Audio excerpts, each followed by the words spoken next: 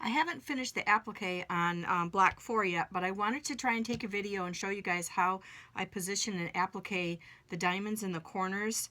I know some of you are having trouble getting those with the sharp points, getting them really nice, so I thought I would go over this with you. If you can see, I've got my dot here that I marked on all four corners, and that shows so I know where my seam line is because I've cut my squares bigger than what they need to be. So the first thing you want to do is get yourself a diagonal guideline there.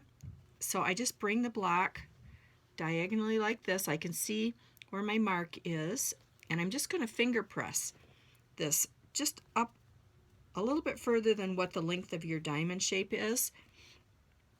And then we'll bring that back. And I've got my piece here, it's already marked, and I've got my seam allowance cut. You can see where I trimmed the tip off in the seam allowance because you don't need all that extra bulk in there.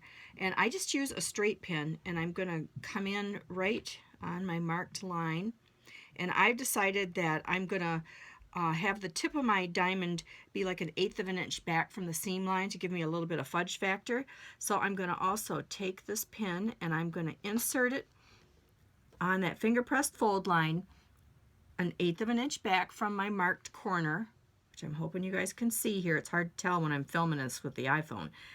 And then I'm going to bring this up, hold that pin up with my finger, and I'm going to swing this diamond around so that I can see the other point is lined up right with that fold line that I finger pressed in there. Then you can carefully just move that out of there.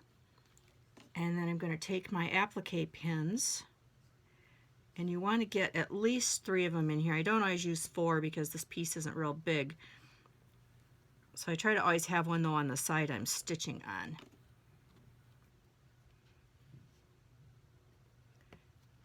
And normally I would start appliquing on the straight side of any shape. And if you're doing the melons, I would probably start, on the curve and work up to your points.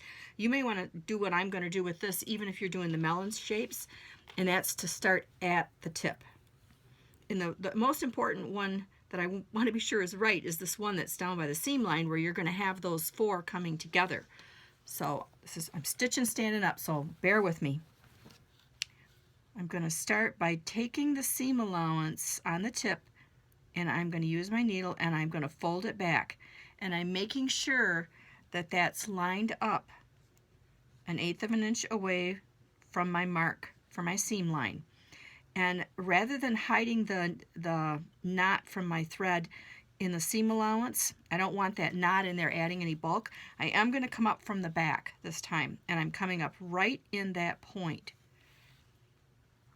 And I'm going to take 1 stitch right there to make sure I've got that point right where I want it. Hoping you guys can see that good. And then it's just a matter of starting your applique. And I'm doing needle turn, and I'm working with a Hemming Milliner number 10, and I just start turning my seam allowance under. And I'm going to take kind of big stitches here so that this goes faster, and I'll come back and fix this later, you guys. Keep you waiting while I stitch all the way through this. I'll just go twice down these long pieces. Just use your needle, turn it under. I do finger pressing a lot. Hold it between your thumb and your other fingers.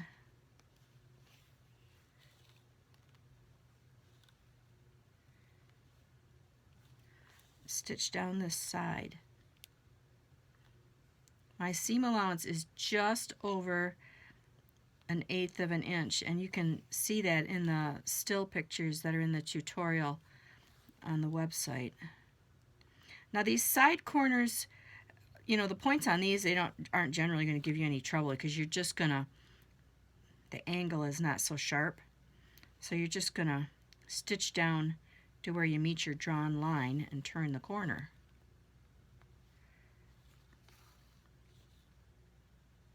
These aren't quite toenail catcher stitches, but they're pretty big. You don't want to make this big a stitch when you're actually doing your applique. Okay, now I want you to stop right at that drawn line, if you can see that. And then we're just going to turn directions.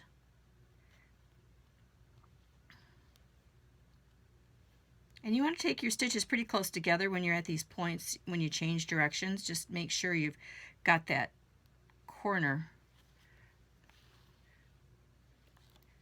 shaped the way you want it.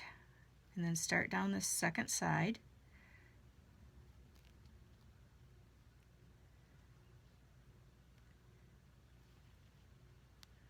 Turn that seam allowance under and give it a finger press.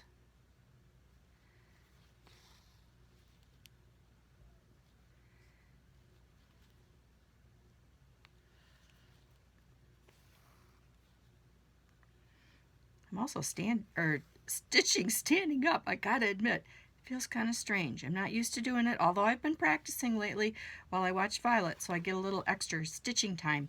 All right, now as you come up to that next point, what I want you to do is pay attention to your fold line, bring that top tip under, just like we did when we started, and make sure that that point is lined up with your fold line. Give that a little finger press there.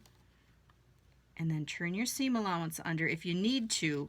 Sometimes what I'll do is I'll take one of the applique pins and I'll put it in to the seam allowance on the side the next side that I'm going to come down, so that it'll hold it in place for me. And then you're just going to stitch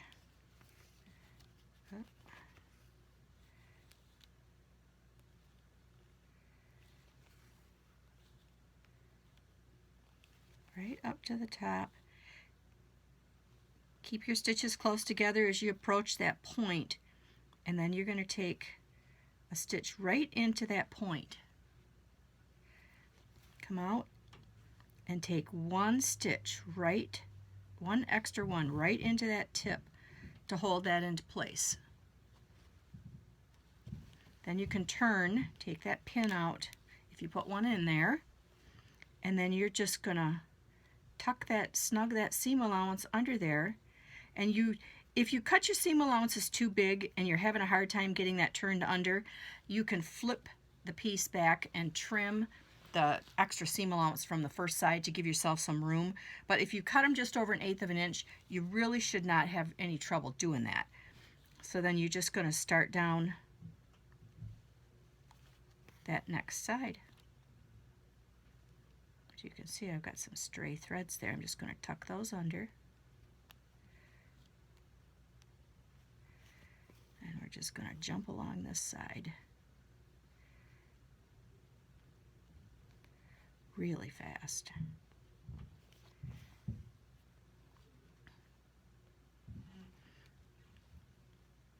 If you're wondering about my thread, it's a 60 weight cotton. I forget how long ago I made the investment into buying every color of the 60 weight cotton that Mettler had. And I have it all in one of those two-sided tackle boxes. So no matter what I'm appliquing, I'm pretty lucky and seem to have the color that I need.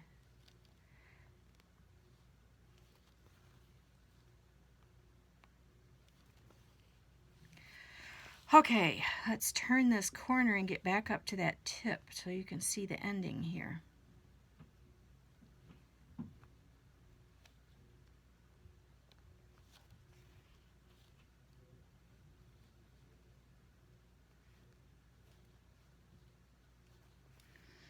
The same thing is going to apply when you're coming to this finishing one. If you get to it and you feel like you've got too much bulk in there, before you get too far, if you had that problem with the other end, you might very well encounter that when you get to this end.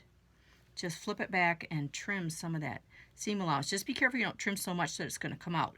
So you can see as you come up to it, I'm just flipping that seam allowance under and kind of giving it a finger press as I go. Now here's where I use my needle, and I'm hoping you can see this. Use that needle as you get there and just swoop that under. Give it a pinch with your thumb. Hold it with your needle and then just give it a good finger press there. And I think you can see you're going to be okay. It should hold itself in place. And then you're just going to stitch right up to it. I use my thumb and my fingers underneath to hold it in position and keep it there. And you can see my mark is there, and I'm going to be about 1/8 of an inch back, right where I want it to be. And I would normally end on the back side. Get my last stitch right up to it, flip it over, end on the back side, and then tuck my end under before I cut it. But because I took those gigantic stitches, I'm just going to go around this again. But there you can see what one of the finished diamonds looks like. And I hope it helped you. If you still could use some more advice, just send me an email and I'll do the best I can to walk you through it.